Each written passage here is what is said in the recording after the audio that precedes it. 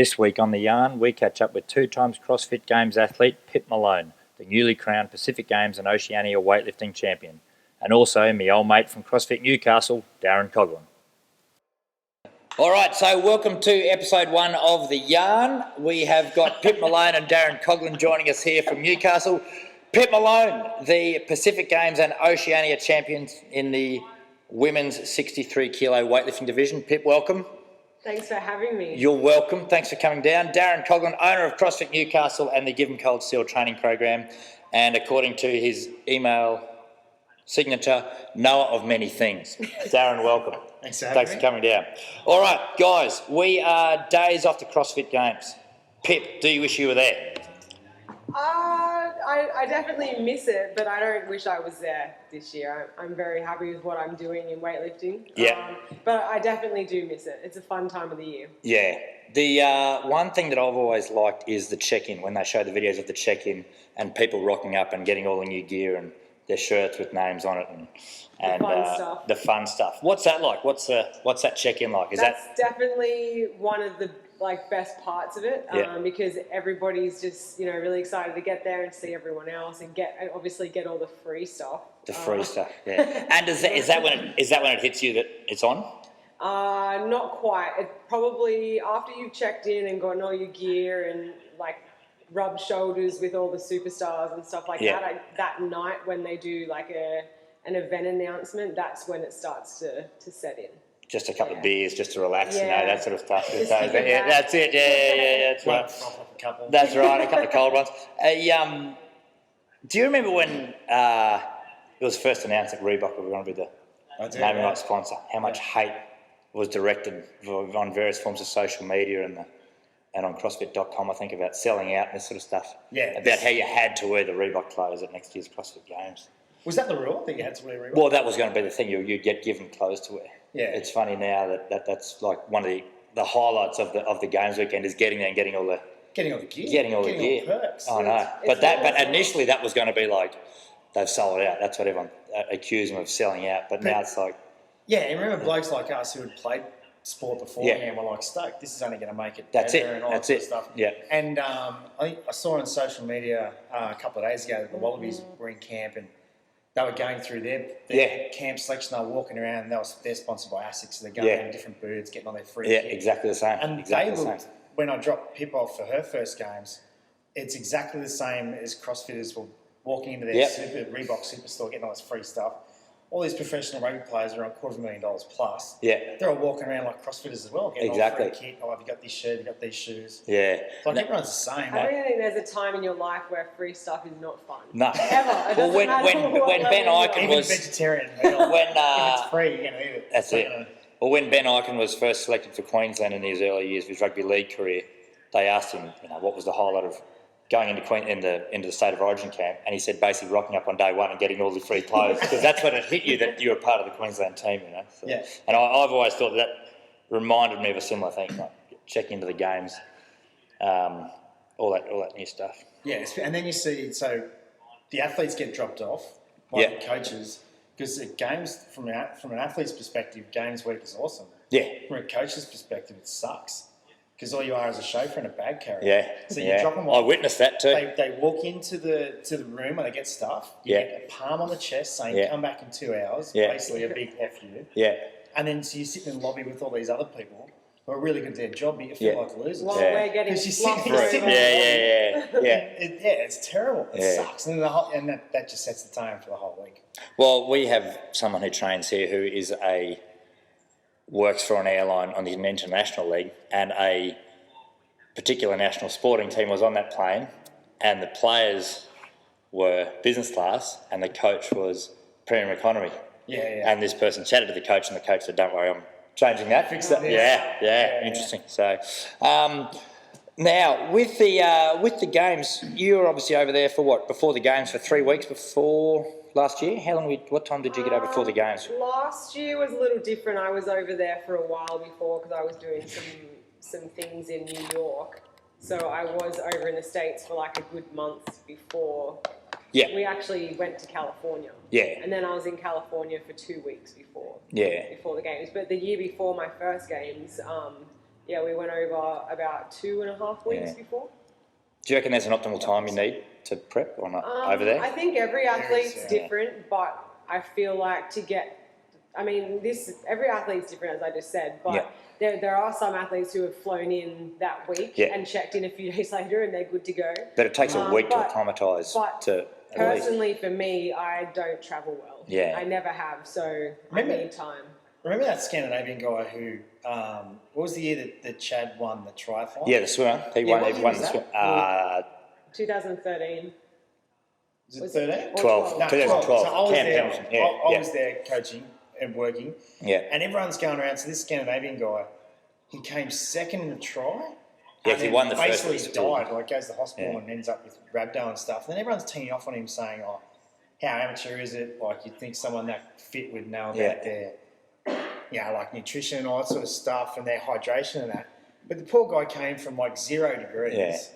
And then, like, landed the day before because that was the only flight he could get. And then competes, wins it, and then bounces back. Yeah. So, like, travel affects you big time. People need to have context, so... Oh, yeah, definitely. Changing hemispheres has got to be a thing too because you're going from winter here. Yeah. Totally different time zone. Yeah. And then all the workouts are outdoors. So if you're going from winter in Australia, we're probably... training in most and the time difference too really mucks up with your eating and your sleeping and stuff too because your body wants to be awake when it should be sleeping and vice versa, and it's a real pain in the butt if you're a finely tuned athlete used to one sort of schedule. And on a CrossFit level, you're a finely tuned athlete, but even professional teams can't deal with jet lag. So Wallabies, for instance, they've tried all these research things with travelling, like wearing sunglasses a whole week. Like, just say you're in Sydney, so you wear sunglasses all day during the week, then you fly with sunglasses on, then you land in whatever country you're in with sunglasses on. Something like they've tried out this thing with circadian rhythm and jet lag, so it's all about sunlight getting absorbed by your eye and all that sort of stuff. So if these guys who are top of the tree, multi-million-dollar budgeted athletes can't travel, what's an amateur CrossFit going to do? So, if you want to do the CrossFit Games, move to America, or have a big bank balance under you. Oh, God, yeah. But you've only looked at Sam Briggs moved to the States. Yeah, that year, she was a cut above that year. Like, no one did, like, with the events, like, after a 21K row and a 2 kilometre row, which was scored evenly, that was it. That was all sewn up. Game over. Like, she clean and jerked 70 kilos. Was it 70 kilos that year? Or was just I don't remember. It wasn't a lot. But, like, the winner of the CrossFit Games cleaned what average clients do in gyms all around the world. So that year, it was just geared for her. It was really endurance-based, and she just had to turn up, really. Yeah. Like, good on her. Like, not taking anything away from her. But, why do athletes still fear the long endurance event? You know it's going to be there, but it's still like, Murph or... Well, if they're really good at it, they'd be doing but that's it. That's the one, That's the one that still people fear the most. I feel like if you're an endurance athlete and that's your thing, then, like, that's the sort of sport that you would be in rather than, like, lifting heavy weights and... Just doing gymnastics movements. I feel like if you're a really, really good runner and swimmer and over long distances, then like why aren't you in triathlons or surf lifesaving or something like that? And from a business point of view, there's more money in it. But from a business point of view, if you're a client, there's no swimming pool and run track there, so why would you focus on it? So people are scared by it because it's horrible. But in going back to that point, how about how we were the first bunch of guys to post and program sprint work and track work into our workouts. We made that very public. Yeah. And now it's become the vogue. Everyone's taking selfies, here's me at the track and all this sort of stuff. Yeah. Like, and it's just been a part of the game for so long, but people... almost stopped doing what they used to do to focus just on CrossFit. Yeah, exactly. Yeah. It's like if you look at all the averages over the events, just lift weights and do cardio. Yeah. That's basically it. Yeah. Don't break. Exactly. Yeah. Hey, back to the games when you're checking in and whatnot. Who are the or even behind the scenes at the games in between events? Is there much waiting around time between? There is a lot of time in between, but once the events start, people become a lot less chatty. Yeah. So basically, probably that first day of when you're checking in and go to dinner for the surprise announcement or whatever they've got planned. Everyone's very chatty and mixing with one another, but then as soon as the competition starts, everyone kind of goes into their own little shell. Yeah. And then when it really starts in the stadium for those 3 days, like you really won't see unless they are training partners. Yeah. Like the Invictus crew and Yeah. that, like they all stick together, but everyone else kind of sticks to their own little bubble. And did you find you were hanging out with certain people or not? No, not hanging out. I mean, my first year I was very starstruck because I was new and everyone was just like, who the hell is this? And I didn't know anyone. I just had idols in the sport. Yeah. But then after 2013, after doing, you know, events with them and stuff like that with Reebok and that, I got to know like Becca Voigt and a bunch of the other veterans. Yeah. And they're all really lovely. This is lovely 8th year. Yeah, so you'll find that that's awesome. Yeah, like all the athletes who have been in it a really long time, like her and like you, Val Bovrils and all those girls, they're really, really sociable and because I know, and they just they're like kind of like the mother ducks, I guess. That's it. Yeah. And some play the game too. So some athletes like to psych up, like they're about to play football, and other athletes like to be in their comfort zone. Yeah. So there's a couple of people who, for instance, they'll see Pip, and Pip's somebody who likes to get like focused, and get her adrenaline sort of humming, not peaking, but just get it humming and goes in her own little space. Permanent resting bitch face. And then you'll see other people recognise that they're not comfortable because they're out of their gym, and they'll make a beeline for Pip and make her smile. Wow, yeah. Or just give her a random hug. Or, like a couple of years ago, there was an athlete who had a baby backstage, and there was all these athletes who were psyching up, ready to go, and she would pass them her baby. Wow. And then, like, for the sole purpose of getting people out of it. But because, you know, we played rugby, so we're used to those mind games all the time. So if you I'm like, stop talking to these person. If you come from a real sporting background, you can see, like, you know, those mind games happening. But a lot of the athletes who are only CrossFit and have only ever done CrossFit, they just think it's the community and part of, you know, the fun, sociable aspect of it, but it's not. It's mind games. So, and then are you on to preparation?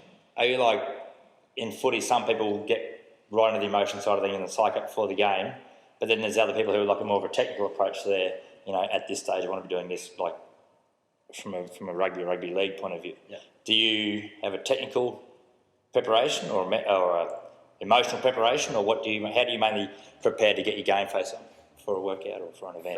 For the CrossFit Games, I guess we have a very methodical way of getting ready, and so I had one warm up that I would do no matter what the event.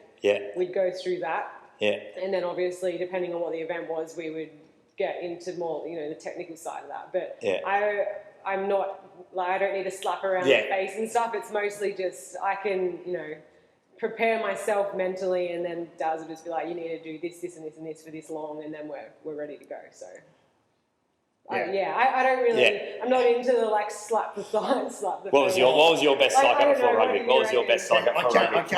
No. Give us the rundown. The classic is Pete Maxwell. Yeah.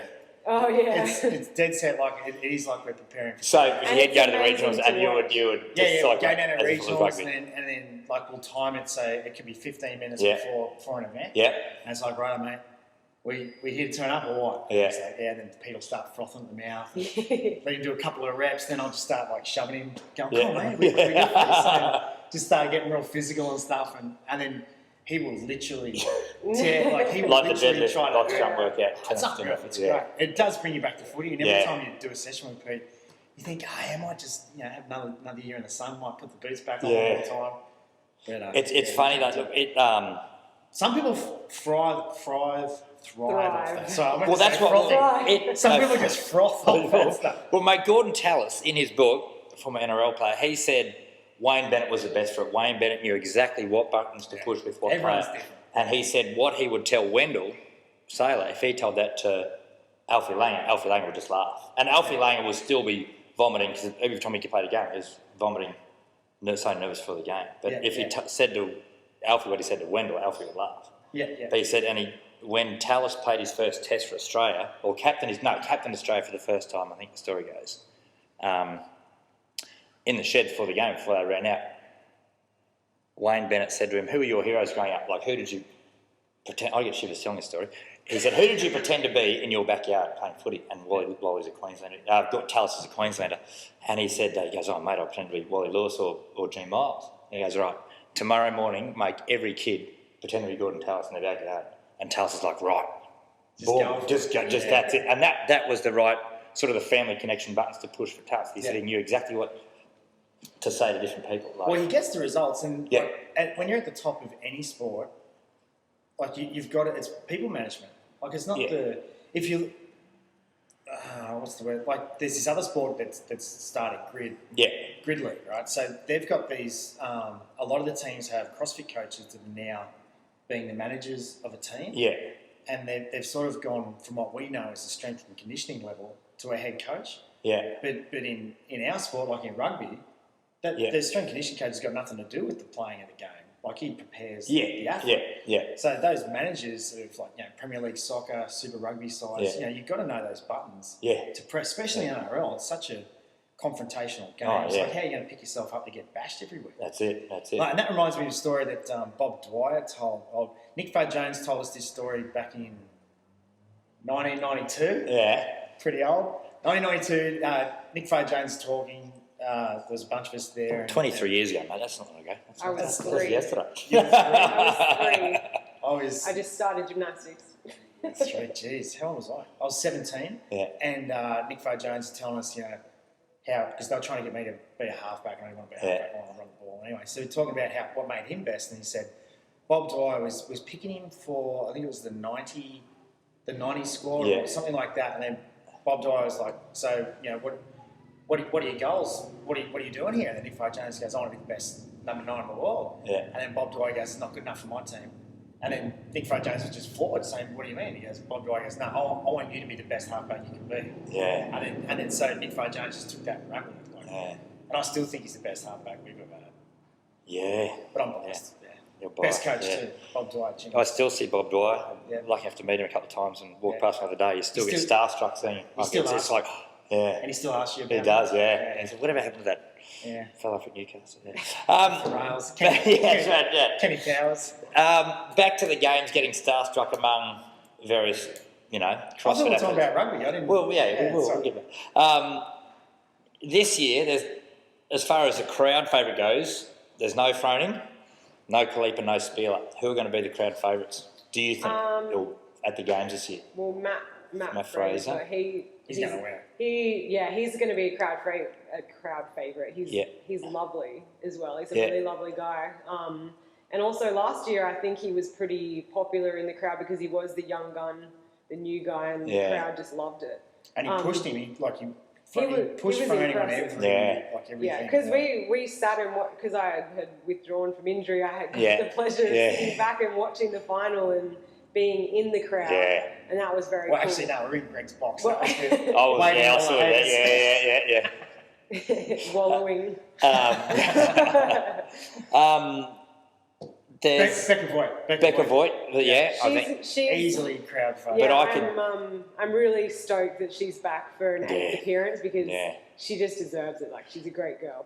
And I think 2 males who could have nearly filled in the crowd favourite, my favourite, Josh Bridges, not there. Yeah, not there. Cody Anderson, not there. Cody Anderson. He's that little guy who lifts a ton of weight. And gymnastics freak on that. I'd like to say Noah Olsen's a crowd favourite. Like, I know that he's a little controversial amongst the other athletes and amongst, certain people with certain opinions, but I'm pretty sure, like, the crowd enjoys watching him because he feeds off the crowd. Like, he's a showman. He definitely does that. Like, if you're a showman, like, if the crowd, want to see that win the crowd, Maximus, and you'll win your freedom. That's it. You're not entertained. That's the difference with the American spectators and the Aussie spectators. The Americans really like a show. They really want to see someone enjoy themselves. Like when but the crowd Bridges did that clean ladder, they jumped up on the table and goes, fuck But the crowd loved it. I don't know how as Australians, we don't.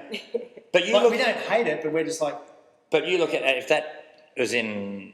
I think Americans in general are a lot more vocal than Australians are. Like, Australians will sit down and enjoy something but not jump up and down. Like, you go to a music concert here in Australia with a world-leading band, everyone's sitting down. You go to that concert in South America, for example, and everyone is just jumping. I think because everyone's sitting down because they don't want to, disrespect the people behind them and stuff like that. That's right. In America, it's like everyone's climbing over each other. To get to the front. There's a story for you. A couple of years ago, there was some friends of mine that came along to the games and the opening ceremony to play the American anthem.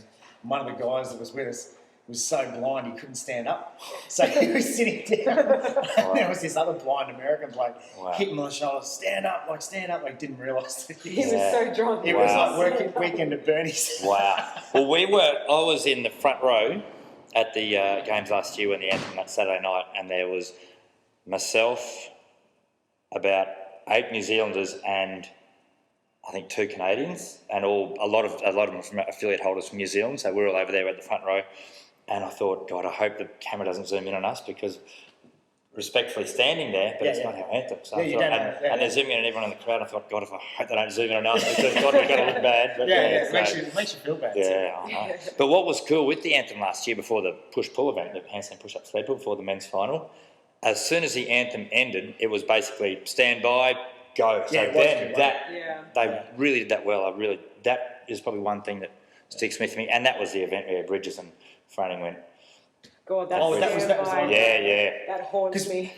we sort of miss that stuff, because when you're an athlete, you get to compete, in and out, and that's it. You don't know. Well, the way they had the heats last year, they had a few heats of each, the guys and the girls, and then they would have a massive gap before they put the final guys and girls out. So if you were in the top heat, you actually had a few more hours to rest and to prepare. Like, we were shoved straight off one event and into warm up for another event, while the top heat would have 2 hours to chill out, because they would have a big gap because of entertainment going on, or whatever they had going on in there.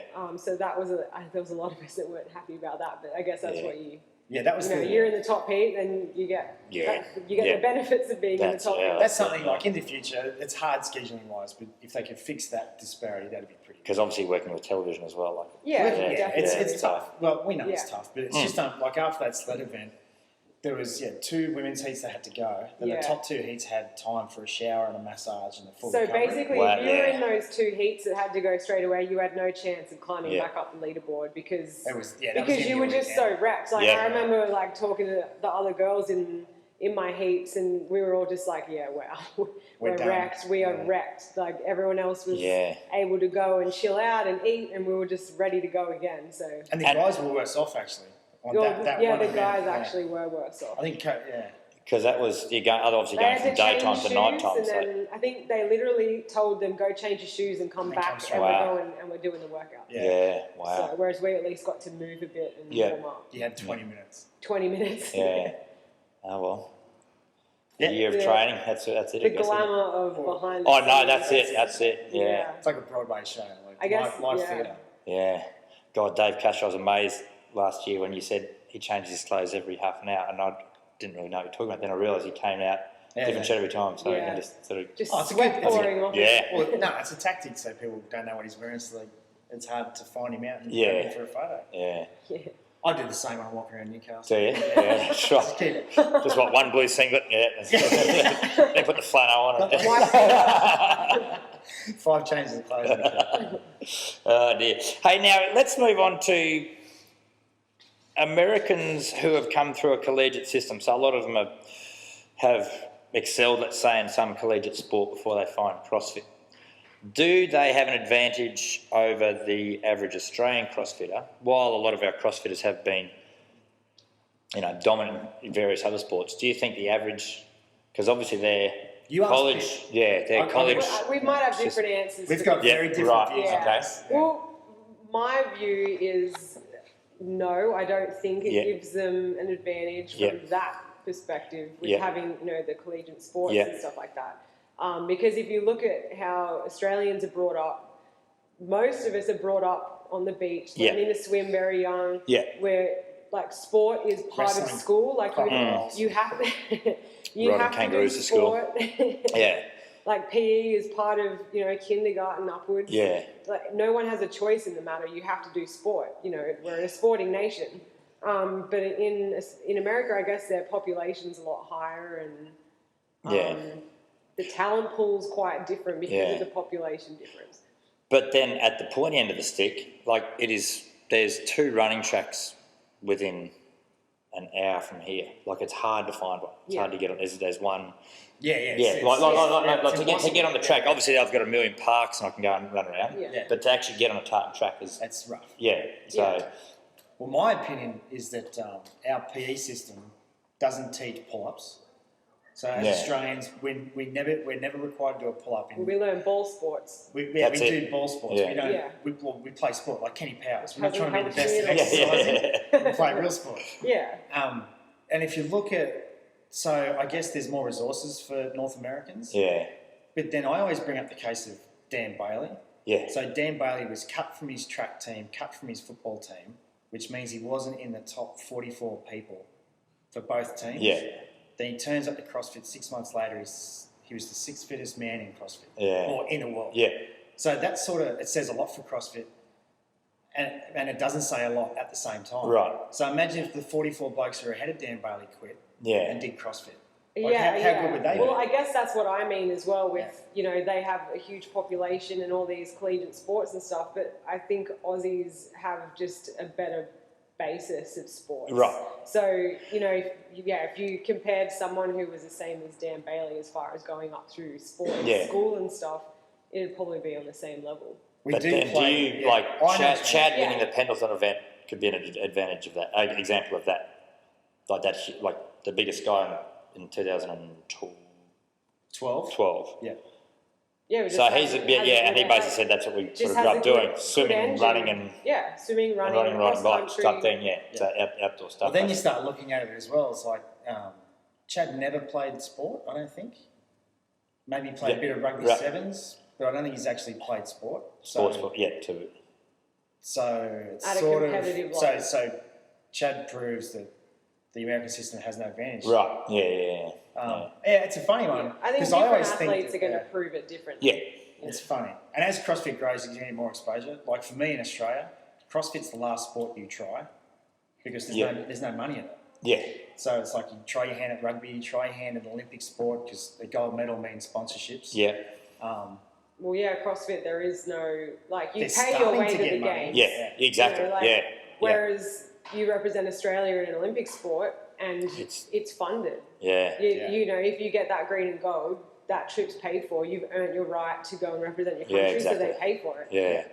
Whereas CrossFit, it's all. If you can be in Carson this weekend, you're right. That's it. Yeah. Carson is all. It's awesome, and it's the pinnacle of CrossFit. But you pay your way to go there, so really you're giving up a lot to go. Oh, definitely. And I think that was mentioned in that documentary where every person on that bus has sacrificed a lot to be there. And people on the outside don't realise that. They're like, bloody games athletes go get a job and stuff. But it's like, hold on a second. But you dip your toe in what it's like in a day of prepping for it, you wouldn't survive. There is a number of CrossFitters, and I have massive respect for any mothers who get there who have kids. Oh, for sure. That is amazing. I don't know how, I can't even look after myself. Yeah. Another human. The worst way to go. Even mothers who just train at their gym. Yeah. That's hard work. Oh yeah. Yeah. That's not a joke. Yeah. And then to go to the games with kids, that's crazy. Yeah. Really, really. Lots of respect for those women. Just look after your own baby and don't give them to Pip. That's Don't give it to me. All right. Not much is in the zone. What?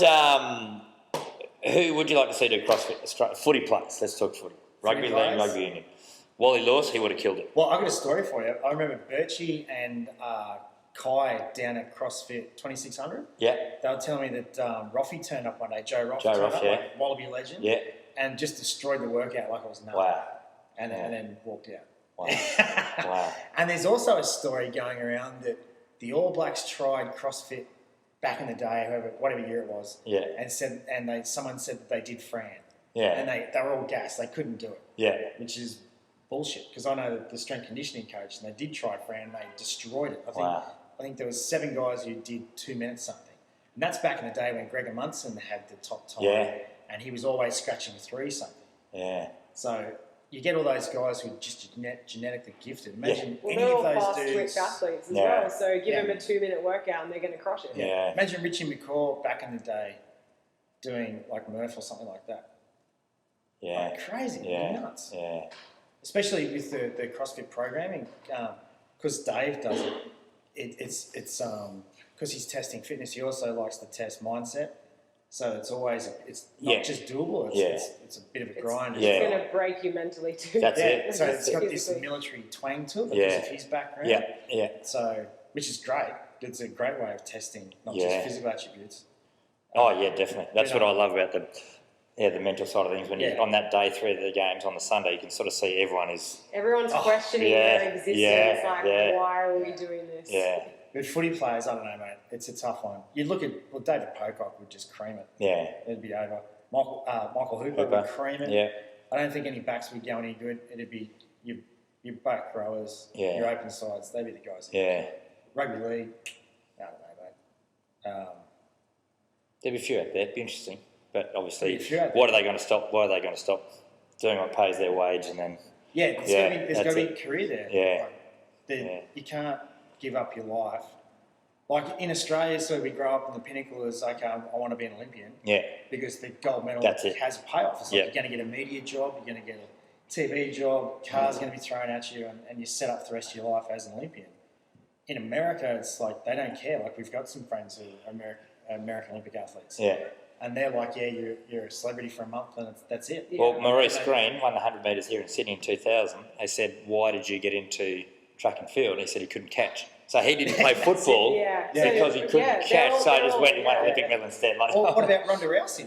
She's a weapon, won bronze medal and was living in a car a month after the Olympics. Wow. Yeah. Like that's, so she's going to the UFC. So. Well, she went straight into a professional sport after that. Yeah. Because she needed money and wasn't done with her sport, but it wasn't going to make her any money. So. It's interesting though, like at the end of a career, a professional sport, you're pretty beaten up now, aren't you? Like if you're playing a contact sport, you're limited. We had an ex-NRL player here come and do a trial class once, and on the waiver, any existing injuries, and it was like, please turn over, and he knew exactly what he'd had on each shoulder, each knee, that sort of stuff. That's why a lot of people are like, they pick out all these elite gymnasts who are, Olympic level, and they're like, they should come and do CrossFit, and it's like, no, I don't think you realise how riddled with injuries they are. Yeah. The reason why elite gymnasts never do sport after they're finished is because they are so broken. It's only those of us who didn't, quite get to that Olympic level that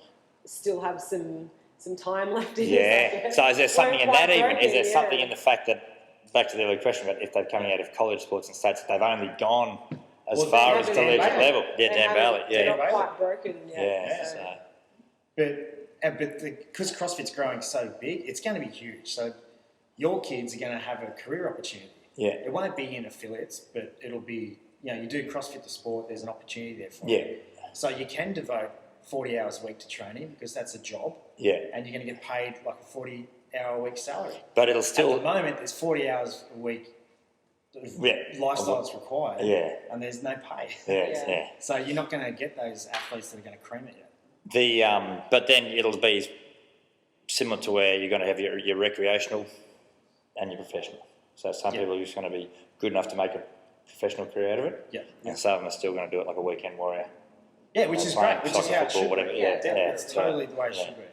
Yeah, CrossFit the sport are completely different. There's the CrossFit and the sport of fitness. And that's what, exactly. The back over to the grid. Classic example. Yes. So talk about grid. Talk about differences in grid. Some people are still confused what the grid is. Some people think the grid's trying to take the place of CrossFit and the CrossFit Games. It's not. CrossFit is the ultimate way to train somebody. Hands down, end of story. And the grid is a sport that uses some CrossFitters to play. Yeah. So is it more of each person's got their specialty? Everyone's got their strengths and they play to it. So, but at the moment, because CrossFit's so good developing athletes, most of these grid people are CrossFitters. Yeah. But it's not the same. It's but if you actually look at the breakdown of a lot of the teams in grid and actually read the bios of the athletes, I think there has to be at least like 80% of the athletes in the grid are all specialists. Yeah. And they haven't made the CrossFit Games because they're not good enough at CrossFit. They're not good enough at being generalists. Yeah. And but because they are such specialists, the grid is perfect for them because they, they can do one thing perfectly Very well, and very quickly and very well. So it's a calling, whereas if you do that at regionals, you're not going to make the games. Yeah, that's it. But the same story. It's still not professional. Like they say, it's a professional league, and people are getting paid for it and all that sort of stuff. But it's not. Do you see it like because the CrossFit Games, the average punter on the street knows the CrossFit Games now. Like around now, this time of year, we'll get a peak in inquiries because people are seeing the CrossFit Games, and Greg Glass has actually said that the CrossFit Games are advertising for the affiliates, which is true because I know our inquiries 100%. Go up whenever the games are on TV or even being broadcast, even the regionals. Yeah. There's a buzz about it. Will the grid ever overtake that where the average punter on the street knows the grid league? Do you think that it will not in Australia. Ever get to that? Well, my opinion is not in Australia.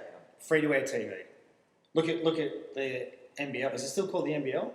National Basketball League in Australia? Yeah. We've got all these great basketball players that have even played college and all that, and they're going broke constantly because it's not on free-to-air TV.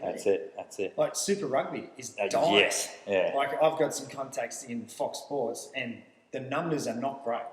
Like so, Fox are floating the NRC. Yeah. Like the fact that they've had to change the rules to make the NRC more attractive to a spectator. Is insane. Like you see, you're admitting that your game's not good enough to watch, so we've changed the rules for it. Yeah. So rugby, where people are on an average, $250,000, like for a few starters a team. Yeah. And they're not on free-to-air TV. Those blokes are those teams and businesses are struggling. That's it. Yeah. So it's crazy. So to think that I don't think the grid's ever going to take over CrossFit because it's a totally different thing. Yeah. Like CrossFit is a training mechanism.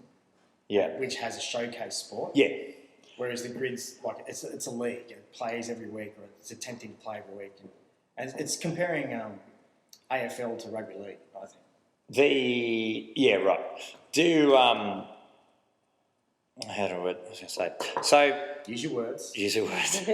For a sport to succeed, it has to have heroes, right? So for my kids, they know who Jonathan Thurston is. So they know who I am. That's right. They know. Patrick. Well, they'd better. They. So I guess, is CrossFit fortunate in Rich Froning being so dominant that everyone knows his name, like he's nearly the Kelly Slater or the Jordan of the sport? So if we'd had a different winner every year since 2007, let's say, it would be a very different. Yeah. I think CrossFit would be very, very different if there was a different male winning it every year. Yeah. They're for one, their marketing would be completely different. Yeah. They would have to try and attract people to come and watch the games for different reasons. Whereas the last few years, a lot of people are only there to watch Rich Froning. Yeah, that's the truth. There's Rich Froning masks all through the crowd. But look at Rocky. Everyone likes Rocky 1, Rocky 2, Rocky 3, Rocky 4. There's going to be like Rocky 47 because you want him to come back and you want him to win. Yeah. And Rich Froning's got this charisma because he's a charismatic dude because he literally goes out and talk about mind games before. Yeah. He doesn't play any of them. Yeah. Like the guy doesn't even warm up. Like he's that good. Yeah. Like the way he attacks workouts and events is really something that people should take away from. Like learn and take away from. Clearly they're not learning because they can't beat him. So yeah. So, but the guy's a freak. So it's great that he keeps winning because it proves that the programming works. Yeah. Because the biggest complaint about the CrossFit Games, it's all random and every year it's all different. How you're supposed to train for this? I think Castro obviously smiles with glee because you can't. Castro posted something yesterday, I think, that it was something like, all the coaches and athletes saying that you need luck on the weekend to win events. I know, you've got to rely on good programming. And then he was like, no, not right. And then had a photo of each year that Froning's won, and that he won the Open, then won regionals, then won the games, and then back to back to back. The last which is 100% true because that's what Dave does with his programming. He's testing the body. As we all know, this is another podcast, and I'll start talking about Dr. Noakes. Episode 2. But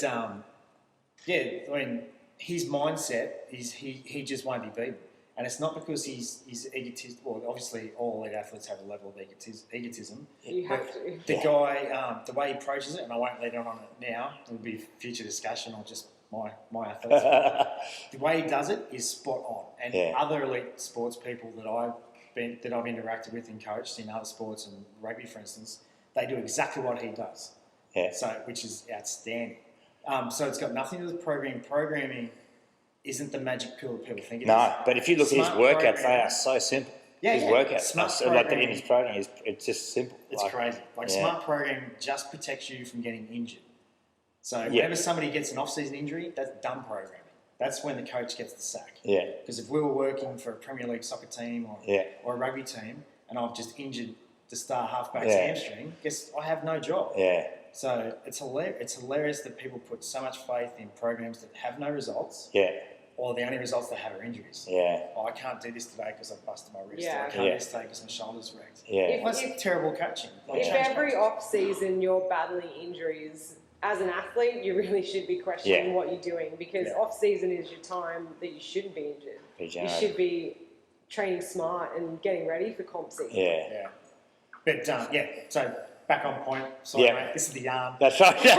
It is a yarn. That's right. Back on point. Rich Froning winning the games all those years was absolutely awesome for the sport. Yeah. Because it gives you context about what the hell is happening, especially if someone goes, like Mum and Dad, for instance, they'll watch Pip on Fox and they go, Rich Froning, sweet. Yeah. So they identify with Rich Froning. And Don't that's worry great about for me. the sport. If we saw these random people continuously, we're like, what the hell's going on here? Yeah. And I'm not taking anything away from Camille or Annie or Christian Clever, who have won the female side of things. Yeah. But because that changes all the time, the women aren't as identifiable as CrossFitters. Yeah. Whereas Rich Froning, that's CrossFit. Right. Okay, now I know what's going on. And even Khalifa, he's been on the podium every year, and even that, the fact that he's been on the podium every year has created, a story in itself, because he's been on the podium, it hasn't beaten Froning. So they've, the crowd's got the backstory with that too. Whereas with the girls, it's changed every year. The 3 people on the podium have changed. Yeah. Except for Annie, she's won a couple of times. A couple of times podiums last year. But even then, it's all the other girls, people don't remember that Telena's medalled at the games and that Val Bobberell did in 2013. No one remembers that. Yeah. Katie Henniger. Yeah. I just thought of something. So Rich Froning is Rocky. Yeah. Khalifa is Apollo Creed. Right. Adversaries. Now they're sort of they've gone teams. They've retired. I reckon next year they'll have a super team. Someone needs to make a comic book out of this. And they'll start doing the beach sprints with the cut-off tanks. That's so it. Montage. Mad montage. Ivan Drago. Who's Drago? That's it. I love that movie. Yeah. He came to uni in Sydney. So we're going Did ballet. Did ballet. I know he was a Kyokushin karate guy. Love him. Champion. Good work. That just about sums us up, I think. Anything else you want to bring up? No? What any games you type? Oh, nothing prepares you for the heat. That's it. Yeah. Everything's outdoors. That's my thing. Everything's It is hot. Back to Froning. That's what I love. Like everyone goes, but he's out there, and when you go there live, you see how hard he is working. He is working his ass off. And that's it. It's not just like him. He's there, sharp and win. He is. And he has bad events like everyone. He doesn't, and that's what some people I think forget is he doesn't win every event. He has events where he's right in the bottom half, and he's not happy about it, or he's complacent about it. And coming into 21:15.9 on the Friday night, the deadlift, clean, snatch, and the pull-up chest to bar muscle workout. He was in the second last heat. Yeah. But then by the end of it, he was. That was horrible. That was the event that tore Pip's ab. Yeah. On that 3K on the road. That was. And then watching her trying to do double unders, and she couldn't do double unders, and I was like, what the hell is this? Yeah. Something was drastically wrong. I thought I'd just, forgotten how to ski. Yeah. Went from the penthouse to the outhouse, had a really good Wednesday night with the overhead squat. Yeah. And then down into the outhouse with that. Well, it just snapped, so I couldn't. Was that 333 sled? 3K row, 300 Yeah, but that day after 333, was it the sled push after that? It 333? It was the. Or the carry? It was String the. carry. That odd object carry. There was an odd object carry, and then Yeah. there was the arena event with the pull-ups, muscle-ups, and snatches, and both those events just tore it up even more. Yeah. When you can't do something you do on a daily basis, Yeah, I know, that's it. Yeah, exactly. Wrong. When I can't do a bar muscle up, I'm like, okay, something's not right. Yeah. And no worries since? No. Going into weightlifting now, purely into weightlifting, is your training volume less, the same? It's different. Training, it's different. Yeah. I would say volume is probably more. I'm lifting heavier. Yeah. More obviously because Yeah. I'm weightlifting. But it definitely suits me more. Yeah. Because I come from a specialist background in gymnastics and stuff. So repetitions don't bother me. Yeah. I thrive off doing the same thing day in, Yeah, day yeah. out until it's perfect. So. Yeah. And then you don't miss doing all the, you know, now and then I'll be in the gym doing my lifting, and I'll see the guys doing a really big, sweaty, massive workout, and I'll just be like, man, I wish I was over there. But at the same time, I'm happy doing what I'm doing. And Daz would just be happy just sitting there watching them, not doing it. I'd be happy to get paid. Would you? Yeah. If the athlete's not getting paid, guess what the coach is getting? Even less. Negative amounts. Yeah. Good work. All right, last question for you guys. Closing question. Describe your ideal Sunday. Your ideal Sunday. You've had the perfect week. How do you round it off on a Sunday? It's not in the gym. Not in the gym? My ideal Sunday is not in the gym. Yeah. It's lots of coffee. Yeah. Never not have a coffee in my hand on a Sunday. Sunshine. That's about it for me. Sunshine, coffee, and not in the gym. Not in the gym. Daz? Bring back 3 o'clock kickoffs. 3 o'clock kickoffs? Fantastic. Day test matches. So everything revolves around the 3 o'clock kickoff. And then... Mate, people want to see rugby during daylight hours. That's what I want. So you've only just told me what you've done. You wake up at 3 o'clock and the rugby's on, or you got to do stuff in the morning? I do 90 It's your day, mate. I do 90 hours a week, so I don't wake up. Oh, right, okay. Just So before cool. Yeah. All righty. Guys, that sums us up. Thanks for joining us. Thanks for having me. See you next time. Thanks, mate. Thank you. Cheers. Thanks. Beautiful.